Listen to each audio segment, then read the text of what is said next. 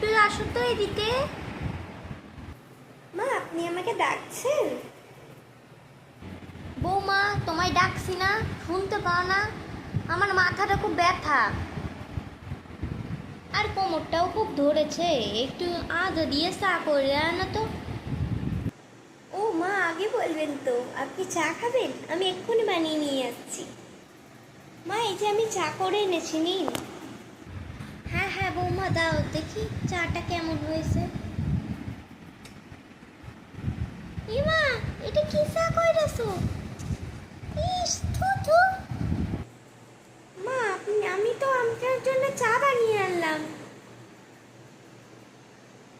মা, আমি চায়ের মধ্যে আদা গুঁড়ো দিয়েছি, আর লঙ্কার গুঁড়ো দিয়েছি, আর আর শসা আর পেঁয়াজ দিয়েছি।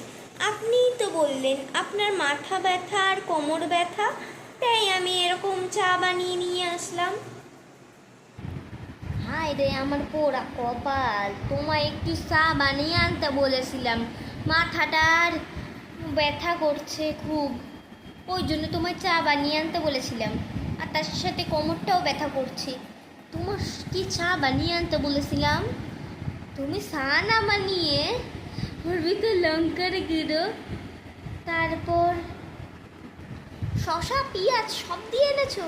আরে আমার পোড়া কপাল, এমন বৌমা আনছি, লোকে কি বলবে চা খাইতে আসলে আমার বান্ধবীরা। আয় রে আমার পাগল বৌমা, আমি কি জানছি।